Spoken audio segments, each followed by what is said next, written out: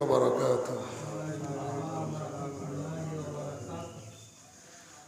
إن الحمد لله نحمده ونستعينه ونستغفره ونعوذ بالله من شرور أنفسنا ومن سيئات أعمالنا من يهده الله فلا مضل له ومن يضلله فلا هادي له ونشهد أن لا إله إلا الله وحده لا شريك له الذي أرسله بالحق بشيرا ونذيرا وداعيا إلى الله بإذنه وسراجا منيرا فقد قال الله تعالى في كلامه المجيد وفرقانه الحميد أعوذ بالله من الشيطان الرجيم بسم الله الرحمن الرحيم والضحى والليل إذا سجى ما ودعك ربك وما قلى وللآخرة خير لك من الأولى ولسوف يعطيك ربك فترضى صدق الله العظيم وصدق رسوله النبي الكريم إن الله وملائكته يصلون على النبي يا أيها الذين آمنوا صلوا عليه وسلموا تسليما اللهم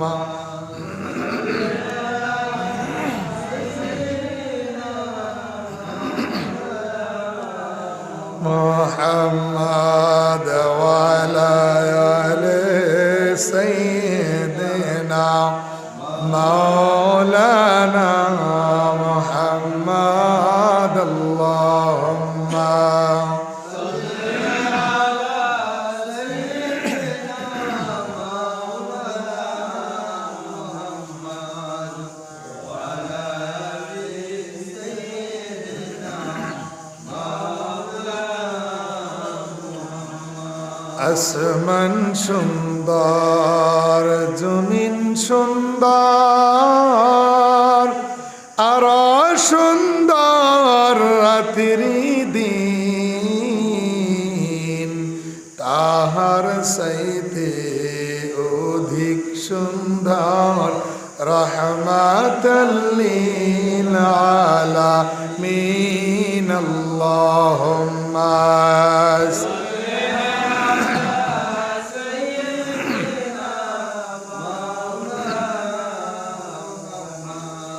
وعلى آل سيدنا مولانا محمد بلغ العلا بكماله كشف الدجى بجماله حسنت جميع خصاله صلوا عليه وآله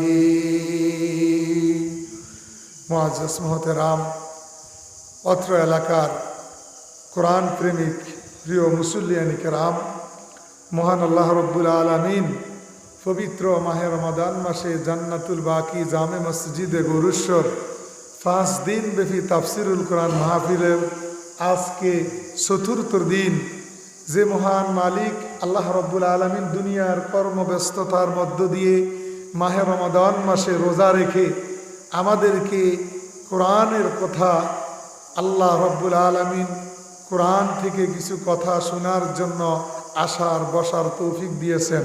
সেজন্য সকলে মহান মালিকের শুকরিয়া আদায় করি, বলি আলহামদুলিল্লাহ।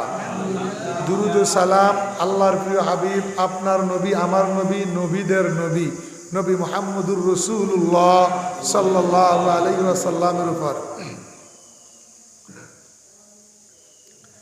আমরা গত 3 দিন ধরে সূরাতুল ফাতিহা তাফসীর আলোচনা করেছিলাম, বলি আলহামদুলিল্লাহ। আজকে আমরা পবিত্র কোরআনুল কারীমের 93 নম্বর সূরাতুদ দুহার তাফসীর শুনব। আল্লাহ তাআলা যেন আমাদেরকে আল্লাহর কোরআনের সূরাতুদ দুহার আলোচনা শুনে আমল করার তৌফিক দেয়, বলি আমিন। তাহলে আমার সাথে বলেন, পবিত্র কোরআনুল কারীমের কত নাম্বার সূরা সূরাতুদ দুহা? 93 নম্বর সূরা। মুখস্থ করেন, পবিত্র কোরআনুল কারীমের কত নাম্বার সূরা সূরাতুদ দুহা? 93 নম্বর সূরা। এই সূরাতুদ দুহার মধ্যে আয়াত রয়েছে 11টি। কয়টি আয়াত রয়েছে? 11টি আয়াত। রুকু আছে 1টি। তাহলে রুকু কয়টি? সূরাটি মক্কায় অবতীর্ণ হয়েছে। কোথায় অবতীর্ণ হয়েছে? আমি যদি আপনাদেরকে এবার প্রশ্ন করি, উত্তর দিতে পারবেন? বলেন, কোরআন মাজিদের 93 নম্বর সূরা, এই সূরাটির নাম কি? সূরাতুদ দুহা। সূরাতুদ দুহার মধ্যে কয়টি আয়াত রয়েছে? 11টি। রুকু কয়টি? এই সূরাটি মক্কায় অবতীর্ণ হয়েছে নাকি মদিনায় অবতীর্ণ হয়েছে? মক্কায়, মানে নবী করিম সাল্লাল্লাহু আলাইহি ওয়াসাল্লাম মক্কা থাকা অবস্থায় আল্লাহ রাব্বুল আলামিন এই সূরাটি নাজিল করেছেন, বলেন সুবহানাল্লাহ। তাহলে আমরা সংক্ষিপ্তভাবে সূরার পরিচয় জানলাম। মুখস্থ হয়েছে তো আপনাদের? এই সূরার একটা আমল আপনাদেরকে বলবো। তাফসীরের কিতাবের মধ্যে আছে, যদি কারো কোনো কিছু হারানো যায়, কি যায়? হারানো গেলে যে ব্যক্তি 11 বার দুরূদ শরীফ পড়বে, 7 বার সূরাতুদ দুহা পড়বে, 41 বার ইন্না লিল্লাহি ওয়া ইন্না ইলাইহি রাজিউন পড়বে, তাহলে আল্লাহ রাব্বুল আলামিন তার হারানো মাল ফেরত দিয়ে দিবেন, বলেন সুবহানাল্লাহ। তাহলে আপনাদেরকে গুরুত্বপূর্ণ একটা আমল বলে দিলাম। এই তাফসীরের আলোচনা শুনতে আইসা যদি কিছু না নিয়ে যাইতে পারেন তাহলে তো কোনো লাভ নাই। এই আমলটা মনে রাখবেন তো ইনশাল্লাহ। অনেক সময় কোথায় কি রাখছেন খেয়াল থাকে না, মনে থাকে না, হারায়া যায়, ঘরে আছে। ওই যে খুশির মধ্যে কাশি রাইকা বউ কিলে শেষ কই রাখছি কাশি, অবস্থা যেন না হয়। তাহলে এই আমলের কথা মনে রাখবেন যে আমরা জান্নাতুল বাকি মসজিদে রমজান মাসে তাফসীর শোনার সময় সূরাতুদ দুহার তাফসীরের মধ্যে আমাদের ফারুক হুজুর বলছে যে কিতাবের মধ্যে আছে, যেই ব্যক্তি দুরূদ শরীফ 11 বার পড়বে, কয়বার? 11 বার দুরূদ শরীফ পড়ে সূরাতুদ দুহা আমল করবে, সে 7 বার তেলাওয়াত করবে, তারপর ইন্না লিল্লাহি ওয়া ইন্না ইলাইহি রাজিউন 41 বার পড়বে, আল্লাহ তাআলা তার হারানো মাল ফেরত দিবেন, বলেন সুবহানাল্লাহ। তাহলে ইনশাআল্লাহ আমরা এই আমলটা মনে রাখবো তো। এবার আসেন, এই সূরাতুদ দুহার মূল বক্তব্য কি? এই সূরার মধ্যে কি আলোচনা হয়েছে? মূলত সূরাটি আল্লাহ রাব্বুল আলামিন আপনার আমার নবীকে উদ্দেশ্য করে আল্লাহ তাআলা নাজিল করেছেন, বলেন সুবহানাল্লাহ। পুরা সূরার মধ্যে শুধু আমার রাসূলের আলোচনা, বলেন সুবহানাল্লাহ। এই সূরাতে এবং পরের সূরাতে আলাম নাশরাহ লাকা, এই সূরার মধ্যেও আমাদের রাসূলের আলোচনা। এই সূরার মূল বক্তব্য হলো আল্লাহ রাব্বুল আলামিন সর্বপ্রথম 2টা আয়াতের মধ্যে আল্লাহ রাব্বুল আলামিন কসম করেছেন দিনের আলোর, এবং পরের আয়াতের মধ্যে রাতের অন্ধকারের কসম করেছেন, বলেন সুবহানাল্লাহ।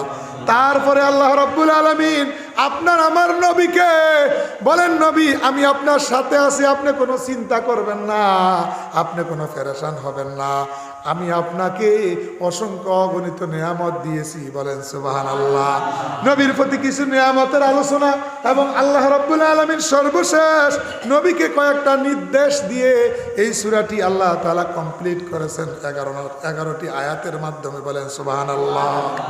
তাহলে এই সূরার মূল বক্তব্য হলো, প্রথম 2 আয়াতে আল্লাহ কসম করছে, তারপরে নবীজিকে আল্লাহ তাআলা কিছু নিয়ামতের কথা বলেছেন নবীর প্রতি, শেষ নবীর প্রতি আল্লাহ তাআলা কিছু নির্দেশ দিয়েছেন। বলেন সুবহানাল্লাহ।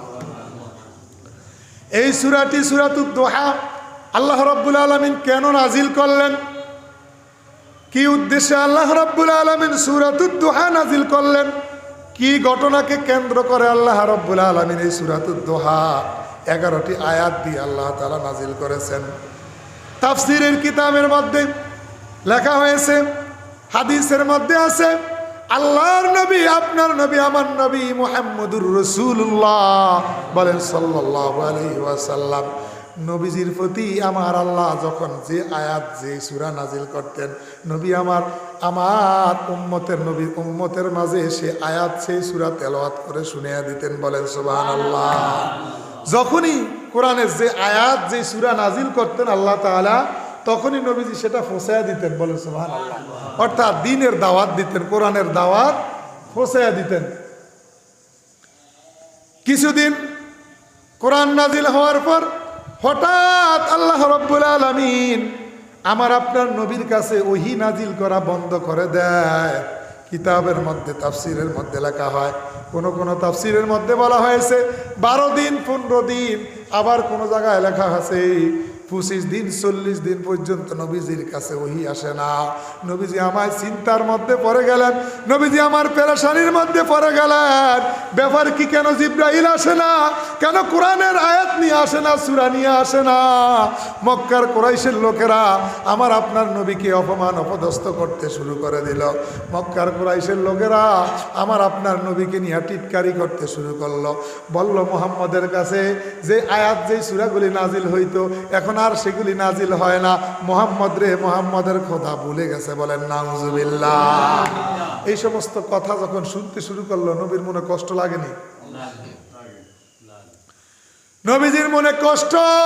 নবীজির চাচি আবু লাহাবের স্ত্রী উম্মে জামিল নবীজিরে বলে, হে মুহাম্মদ, তোমার কাছে যে শয়তান জিবরাইলটা আসতো এখন বুঝি আর আসে না? বলেন নাউজুবিল্লাহ। এই কথা যখন শুনলেন, নবী আমার 2 চোখের পানি ছেড়ে দিয়ে কান্না শুরু করে দিলেন।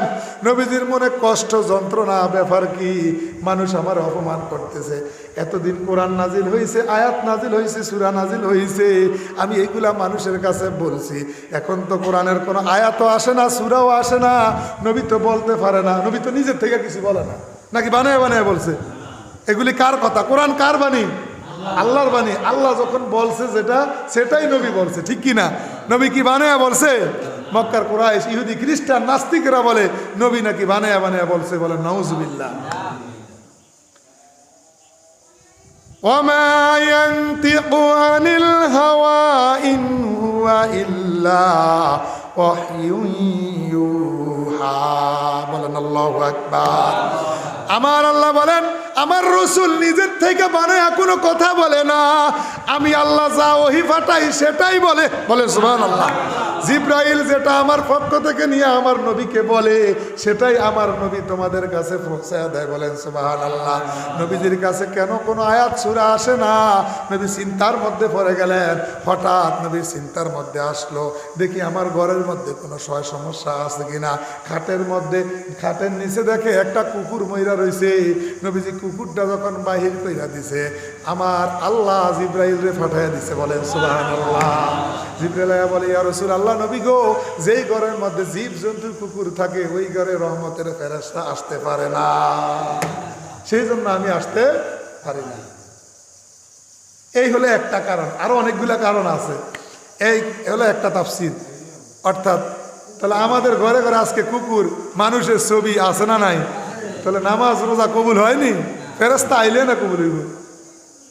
তাহলে ঘরের মধ্যে জীব জন্তু কোনো বানর কোনো মূর্তির বাচ্চাদেরকে ওই যে মেলা থেকে কিনা দিবেন না, কোনো জীব জন্তুর ছবি মনে থাকবে তো ইনশাল্লাহ। রাসূল বলেছেন যে ব্যক্তি জীব জন্তুর ঘরের মধ্যে ছবি রাখে ওই ঘরের মধ্যে রহমতের ফেরেশতা প্রবেশ করে না।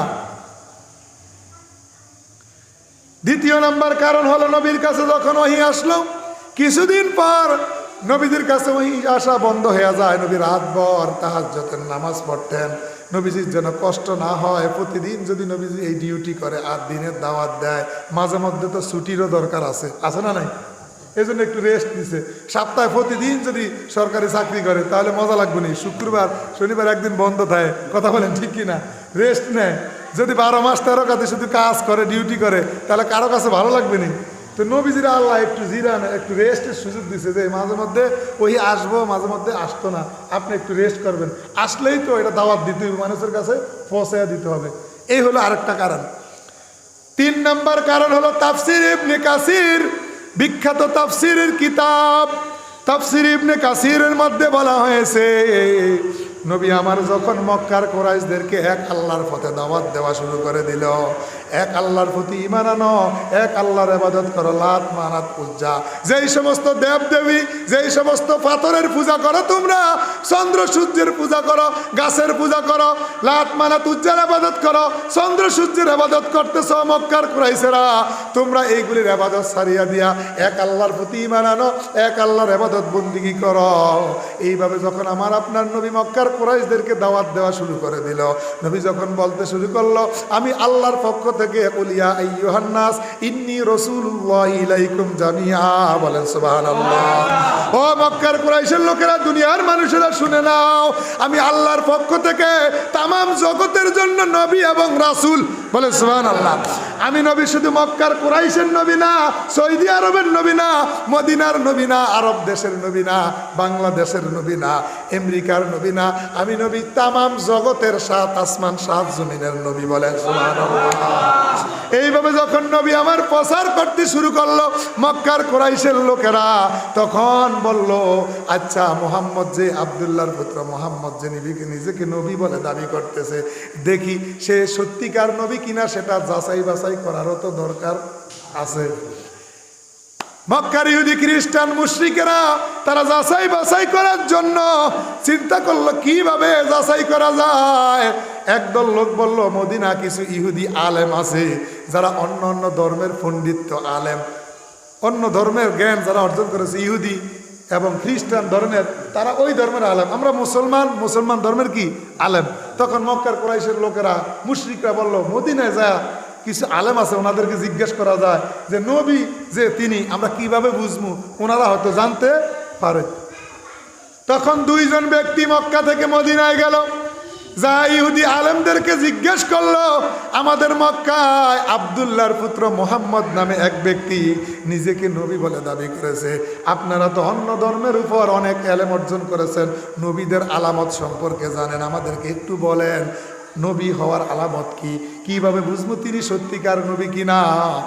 তখন মক্কার মদিনার ইহুদি আলেমরা বলল সে সত্যিকার নবী কিনা তোমরা যা 3টা প্রশ্ন করবা, বলেন কয়টা? আওয়াজ দিয়া বলেন কয়টা? 3টা প্রশ্ন করবা, যদি এই 3টা প্রশ্নের জবাব দিতে পারে তাহলে তিনি সত্যিকার নবী, আর যদি জবাব দিতে না পারে তাহলে তিনি নবী না। ওই মক্কার 2 জন লোক মদিনার ইহুদি আলেমদের কাছ থেকে 3টা প্রশ্ন নিয়ে আসলেন। 1 নাম্বার প্রশ্ন, যে তোমরা ওই মক্কার মুহাম্মদ রে বলবা আসহাবে কাহাফ সম্পর্কে, আসহাবে কাহাফ কি। 2 নাম্বার জিজ্ঞাসা করবা খিজির আলাইহিস সালাম সম্পর্কে। 3 নাম্বার জিজ্ঞাসা করবা বাদশাহ জুলকারনাইন সম্পর্কে, বলেন সুবহানাল্লাহ। অন্য অন্য হাদিসের মধ্যে পাওয়া যায় 4 নাম্বার আরেকটা প্রশ্ন আছে, সেটা হলো রূহ সম্পর্কে। সেটা কি? রূহ মানে আত্মা, রূহ সম্পর্কে প্রশ্ন করবা।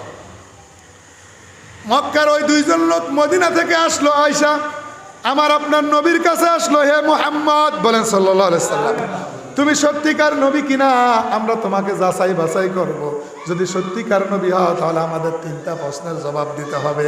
বলে বলো তোমাদের কি প্রশ্ন, আমি জবাব দিব, বলেন সুবহানাল্লাহ। তখন তারা বলল, তাহলে আপনি যদি নবী হয়ে থাকেন আমাদেরকে বলেন, আসহাবে কাহাফের ঘটনা বলেন। দ্বিতীয় নাম্বার, আপনার প্রতি প্রশ্ন, আপনি আমাদেরকে বলেন খিজির আলাইহিস সালাম কে, খিজির আলাইহিস সালাম সম্পর্কে আমাদেরকে বলেন। তিন নাম্বার প্রশ্ন হলো আপনার প্রতি, আপনি আমাদেরকে বলেন বাদশাহ জুলকারনাইন সম্পর্কে। এই তিনটা প্রশ্নের জবাব যদি দিতে পারেন তাহলে আপনি যে নবী, আমরা আপনার প্রতি ঈমান আনবো। বলেন সুবহানাল্লাহ।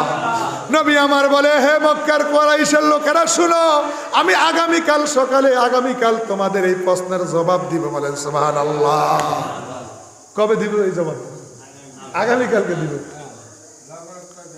লগের সাথে সাথে তার দিব না, জিবরাইল আল্লাহর পক্ষ থেকে এই তিনটা প্রশ্নের জবাব নিয়ে আসলেই তো দিতে পারবো, ঠিক কিনা? এখন নবীজি তো বলছে আগামীকালকে দিব, কিন্তু নবীজি এখানে আগামীকালকে ভবিষ্যতে কোনো কিছু বললে ইনশাআল্লাহ বলতে হয়। বলেন কি বলতে হয়? নবীজি ইনশাআল্লাহ বলতে ভুলে গেলেন। এটা নবীর ভুল না, এটা উম্মতের শিক্ষা দেওয়ার জন্য। বলে সুবহানাল্লাহ।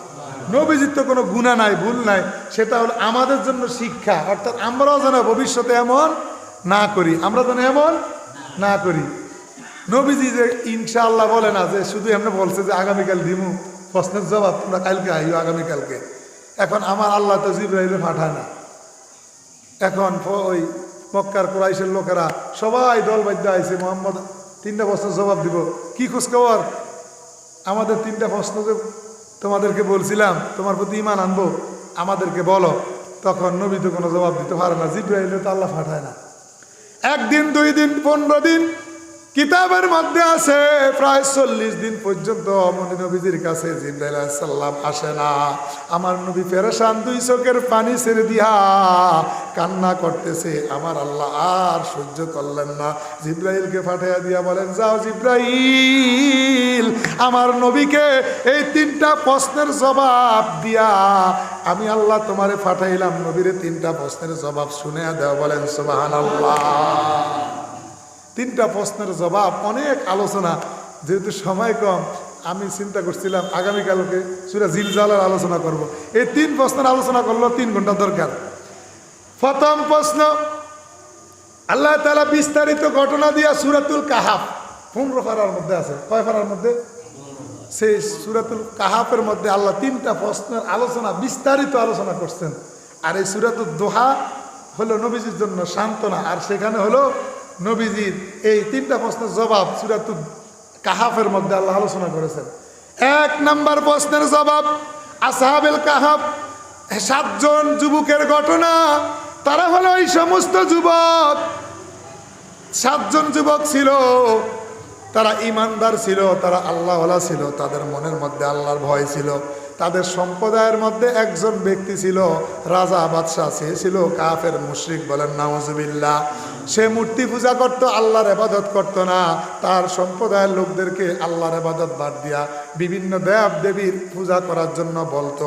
ওই 7 জন যুবকেরা যখন আল্লাহর ইবাদত বাদ দিয়া দেব দেবী বিভিন্ন মূর্তির পূজার কথা বলল, তখন ওই যুবকেরা ওই বাদশার কথা শুনে না। বাদশাহ তাদেরকে হত্যা করার জন্য যখন বলল, তারা জীবন বাঁচানোর জন্য 7 জন যুবক ওই দেশ ছেড়ে পলায়ন করলো। বলেন সুবহানাল্লাহ। তারা রওনা হলো, যাইতে যাইতে যাইতে যাইতে একটা পাহাড়ের কাছে গেলেন, গুহার মধ্যে আশ্রয় নিলেন। তাদের সঙ্গে একটা কুকুর গেল। বলেন সুবহানাল্লাহ। ওই গুহার মধ্যে আশ্রয় নেওয়ার পর তারা যখন ক্লান্ত হয়ে গেল, কিছুক্ষণ পর তাদের ঘুম চলে আসলো। এক ঘুমে তারা 309 দিন তারা কাটাইয়া দিল। বলেন সুবহানাল্লাহ। এক ঘুমে কয়দিন কাটাইয়া দিছে ও? আর কুকুর তো পাহারা দিতে আছে, কেউ আয়া ডিস্টার্ব করে কিনা। তারা যে ওই ক্লান্ত শরীর নিয়ে ঘুমাইছে 7 জন যুবক, 7 জন যুবকে সেখানে যা ঘুম দিছে, আর 7 জনের ঘুম চলে আসছে। 309 দিন পরে তারা ঘুম থেকে জায়গা উঠছে, একজন উঠার পরে কয়, এত লম্বা সময় ঘুমাইলাম, মনে হয় সকালবেলা ঘুমাইছি, বিকালে উঠছি। একজনের মনে মনে ভাবতে আছে, সকালে এত ঘুমাইছি, ওই যে সূর্য ডুবতে আছে দেখা যাইতে আছে। আর জনের কারণ না, কি কর, আমরা মনে হয় একটু আগে না ঘুমাইছি, কি আরেকজনে কয়, না আমরা মনে অনেক দিন ঘুমাইছি, কিরম খিদা লাগিয়া গেছে, ব্যাপার কি? সব দিকে নতুন নতুন দেখা যায়, আগের মতো তো কিছু দেখা যায় না। 300 বছর পরে কি আগের মতো অবস্থা আসেনি? মানে একজনে কয়, কথাবার্তা পরে কইও, বাজারে যাও, একজনে খাবার টাবার কিনে নিয়ে আসো। কারণ একজনে ফাটাইছে বাজারে খাবার কেনার জন্য গেছে, যখন হাতে রওনা হয়েছে চাইতে রাস্তাঘাট কিছুই চিনি না, 300 বছর পরে চিনার কোনো আলামত আসেনি। এখন বাজার চিনি না, দোকান চিনি না, ব্যাপার কি সব বিল্ডিং হয়ে গেছে, রাস্তাঘাট সব পরিবর্তন, আগে ছিল কাঁচা মন্দির ফাঁকা হয়ে গেছে, অবস্থা পরিবর্তন না। এখন যখন হাতে এইদিক এদিক তাকাইতে আছে, সগর মগর চাইতে আছে, মানুষ কয় এই ব্যাপার কি, এই লোক তো জীবনে দেখি না, এত কইতে আইলো এই গ্রামের মধ্যে। তখন বাপসাপ দেখে বুঝে লাইছে এত যে এই গ্রামে নতুন, 300 বছর পরে ওনার সাথে যারা ওনাদের সাথে ছিল ওনারা তো কেউ নাই, এখন সব তো দুনিয়ার থেকে চলে গেছে। এখন বাজারে যায় যখন ভাই কথাবার্তা পরে আমাদেরকে একটু খাবার দেন, এখন খাবার কিনা যখন পকেটের থেকে দিরহাম বার করে দিছে, যখন টাকা বাইর করে দিছে, দেওয়ার পরে দোকানদার যখন 300 বছর আগের যখন এই নোট পাইছে, ব্যাপার কি এত আগের এই টাকা এই লোকের কাছে আসলো কইতে, এদের তো অচেনা মানুষ কইতে আসলো, মনে হয় এর কাছে কোনো গুপ্ত ধন আছে, আটকে রাখছে। আরও মানুষ খবর দিছে যে এই লোকে কইতে এই টাকা আনলো এত বছর আগের।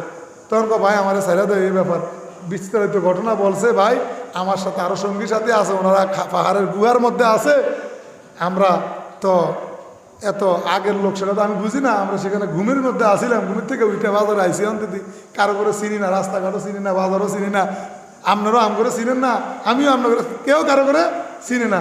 এখন ওই এলাকার এখন নতুন যে বাদশা যিনি আছে বর্তমান, তিনারে বলতে আছে, খবর ফাটাইছে যে একজন লোক পাইছি 300 বছর আগের টাকা পাওয়া গেছে, সম্পদ পাওয়া গেছে ওনার কাছে।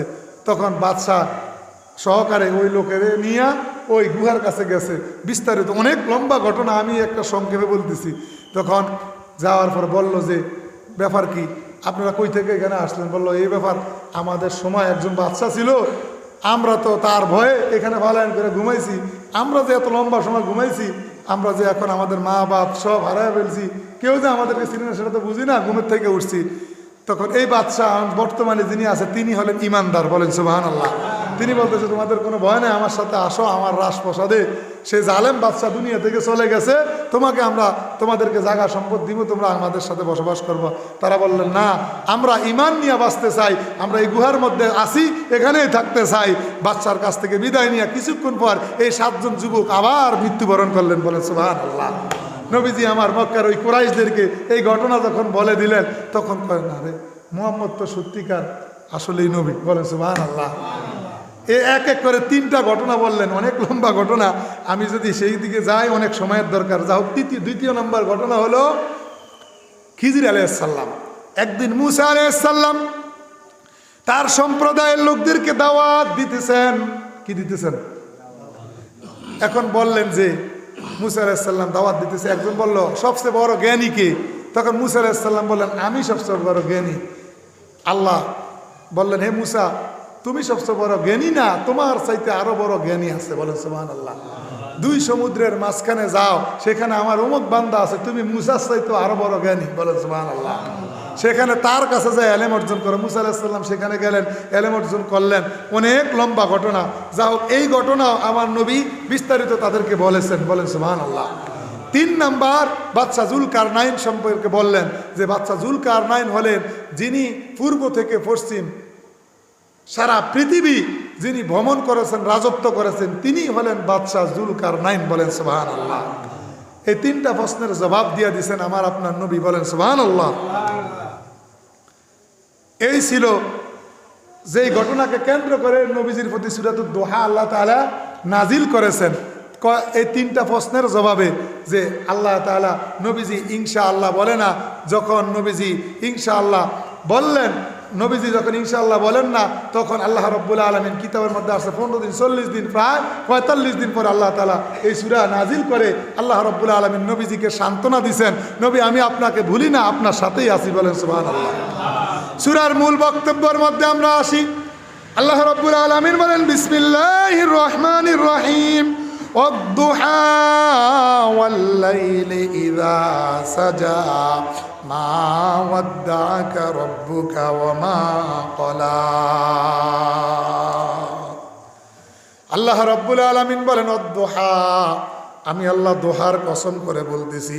দোহা বলা হয় রাতের অন্ধকার দূর হওয়ার পর, যখন সকালবেলা সূর্য সারা পৃথিবী আলোকিত করে, এই অবস্থাকে বলে দোহা। বলেন সুবহানাল্লাহ।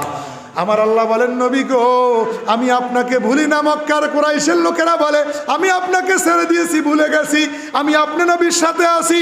আমি দোহার কসম করে বলি, রাতের অন্ধকার দূর হইয়া সূর্য যেমন সারা পৃথিবী আলোকিত করে, আপনি নবী ঠিক তেমনি ভাবে অন্ধকার জাহিলিয়াত দূর করে দিয়া আপনি নবীর মাধ্যমে আমি আল্লাহ সারা পৃথিবীকে আলোকিত করব। বলেন সুবহানাল্লাহ।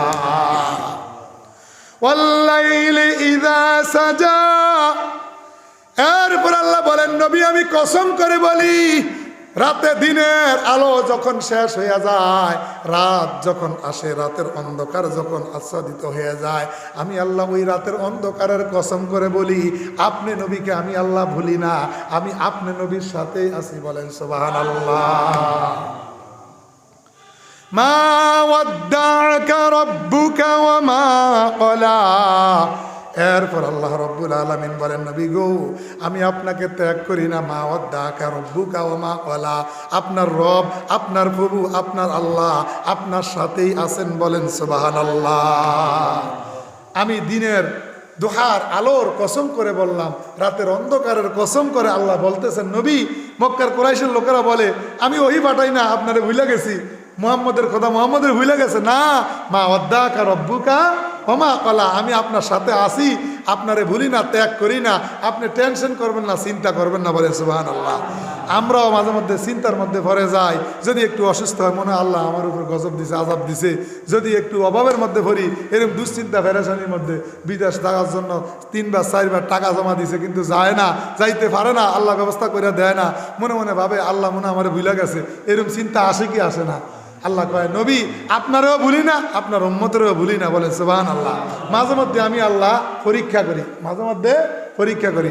মা ওয়াদ্দাআকা রাব্বুকা ওয়া মা ক্বালা ওয়ালাল আখিরাতু খায়রুল লাকা মিনাল উলা, নবী আপনার জন্য আপনার জীবনের আগের চাইতে পরের জীবন উত্তম কল্যাণ। বলেন সুবহানাল্লাহ। ওয়ালাল আখিরাতু, আপনার শেষের জীবন খায়রুল লাকা, উত্তম, মিনাল উলা, আগের জীবনের চাইতে। বলেন সুবহানাল্লাহ। মানে কি? এর তাফসীর হলো রাসূল করিম সাল্লাল্লাহু আলাইহি সাল্লাম এর প্রথম জীবন ছিল কষ্টের, দুঃখের, শেষের জীবন ছিল সুখের। বলেন সুবহানাল্লাহ। অথবা নবীজির দুনিয়ার জীবন ছিল দুঃখের, কষ্টের, পরকালীন জীবন হবে সুখের, আনন্দের। বলেন সুবহানাল্লাহ। নবী আমার দুনিয়ায় যখন আসলেন, দুনিয়া আসার পূর্বে নবীর বাবা দুনিয়া থেকে চলে গেছে, এতিম নবী, এর চাইতে দুঃখ কষ্ট আর আসেনি। 6 বছর বয়সে আমার আপনার নবীর আম্মা দুনিয়া থেকে চলে গেলেন, মাও নাই নবীর, এখন বাবাও নাই, নবী আমার এতিম। দাদা আবু তালেব আমার আপনার নবীকে লালন পালন করলেন। দুঃখে কষ্টে নবীজি, মক্কার কুরাইশের লোকেরা কত জুলুম নির্যাতন নবীর উপর করেছে, আমার আপনার নবী এতিম হয়ে গেলেন। এরপর নবী আল্লাহর পক্ষ থেকে প্রত্যেকটা আয়াত, প্রত্যেকটা সূরা আল্লাহর পক্ষ থেকে দাওয়াত নবী উম্মতের কাছে পৌঁছায়া দেওয়ার জন্য তায়েফের মধ্যে গেলেন। কথা বলেন ঠিক কিনা? যখন নবী আমার তায়েফে গেলেন, আমার আল্লাহর কথা বলার জন্য, তায়েফের লোকেরা আমার আপনার নবীর প্রতি ঈমান আনলো না, আল্লাহর প্রতি ঈমান আনলো না। তায়েফের লোকেরা বলল, ও তায়েফের যুবকেরা তোমরা কোথায়? মুহাম্মদ পাগল হয়ে গেছে। মুহাম্মদ বলে এক আল্লাহর ইবাদত করার জন্য, এক আল্লাহর প্রতি ঈমান আনার জন্য মুহাম্মদরে তোমরা ধরো আর মারো। বলেন নাউজুবিল্লাহ। তায়েফের যুবকেরা তাদের নেতার কথা শুনিয়া আমার আপনার নবীকে পাথর নিক্ষেপ করতে শুরু করলো। আমার নবীর সঙ্গে নবীজির পালক পুত্র যায়েদ ছিল। পাথরগুলি যখন মারতে শুরু করলো, নবীজির গায়ের মধ্যে পাথর এক এক করে যখন পড়তে শুরু করলো, নবীজির পিঠের মধ্যে যখন পাথরগুলি পড়লো, নবীজির মাংসগুলি খুলিয়া গেল। নবী আমার বেহুশ হইয়া, রক্তাক্ত হইয়া ওই তায়েফের ময়দানে বেহুশ হইয়া জমিনের মধ্যে অজ্ঞান হয়ে গেছে। আল্লাহু আকবার। যায়েদ অজ্ঞান হয়ে গেছে। নবীও আমার অজ্ঞান হয়ে গেছে আল্লাহর কথা বলতে যায় দিনের পর দিন রাতের পর রাত। নবী আমার কত কষ্ট করেছেন দুনিয়ার মধ্যে প্রথম জীবনে, কথা বলেন ঠিক কিনা? সেই কথাগুলি স্মরণ করে দিয়া বলেন ওরাল আখিরাতু খায়রুল লাকা মিনাল উলা। নবী গো, আপনার প্রথম জীবনের চাইতে পরের জীবন সুখের হবে, আপনি টেনশন করবেন না, আপনি চিন্তা করবেন না। তায়েফের লোকেরা আপনার প্রতি ঈমান আনে না, আপনার কোরআনের কথা শুনে না, আপনি টেনশন করবেন না। নবী আমার নামাজের মধ্যে দাঁড়াইলেন, নামাজের মধ্যে দাঁড়ায় যখন কোরআন তেলাওয়াত করতেছেন একদল জিন নবীজির কোরআন তেলাওয়াত শুনে ঈমান আনলেন। বলেন সুবহানাল্লাহ।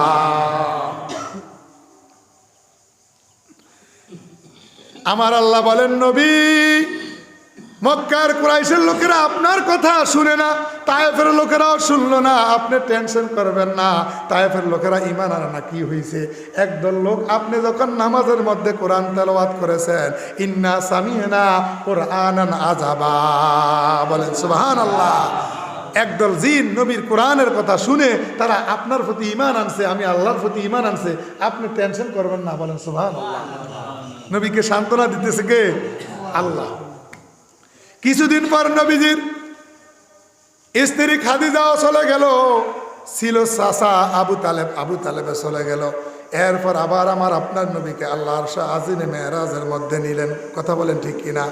বলেন আল্লাহুম্মা সাল্লি আলা সাইয়্যিদিনা মাওলানা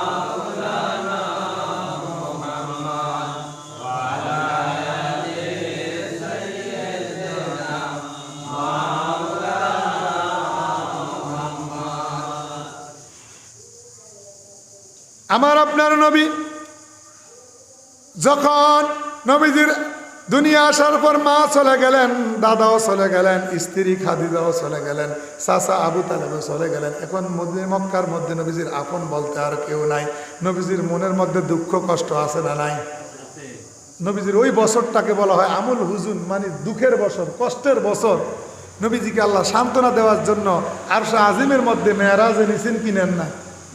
সুবহানাল্লাযী আসরা বিআবদিহি লাইলাম মিনাল মাসজিদিল হারাম ইলাল মাসজিদিল আকসা আল্লাযী বারাকনা হাওলাহু লিনুরিয়াহু মিন আয়াতিনা।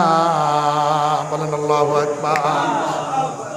আমার আল্লাহ আমার আপনার নবীকে দুনিয়া থেকে আরশ আজিমে নিয়া নবীজির মন খুশি করে দিয়েছেন। বলেন সুবহানাল্লাহ।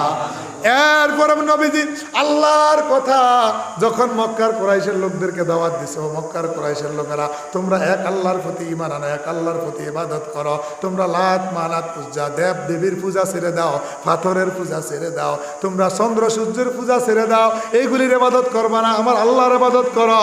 আল্লাহ তোমাদের সৃষ্টিকর্তা, আল্লাহ একমাত্র ইবাদত পাওয়ার হকদার, আল্লাহর ইবাদত করো।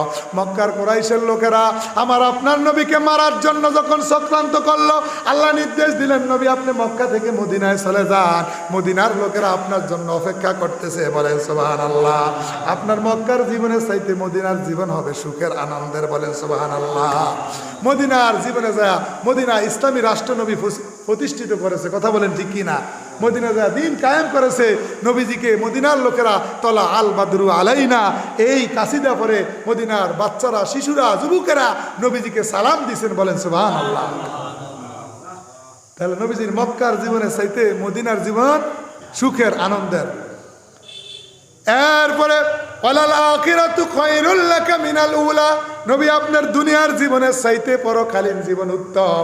আমার আল্লাহ আপনার আমার নবীকে দুইটা স্বাধীনতা দিছে। বলেন কয়টা?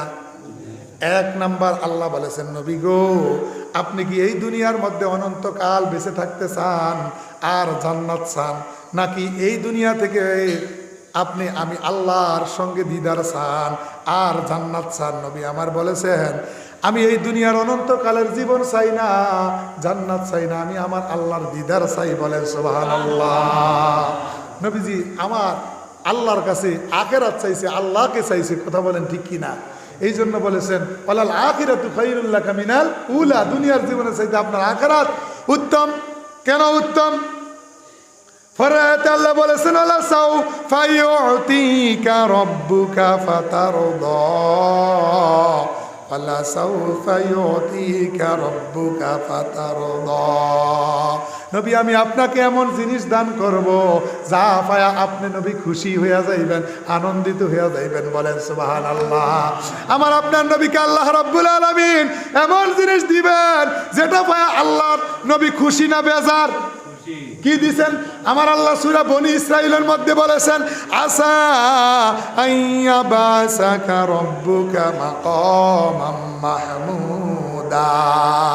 নবী আমি আপনাকে মাকামে মাহমুদ দান করব, যেই মাকামে মাহমুদের মধ্যে দাঁড়ায়া আপনি নবী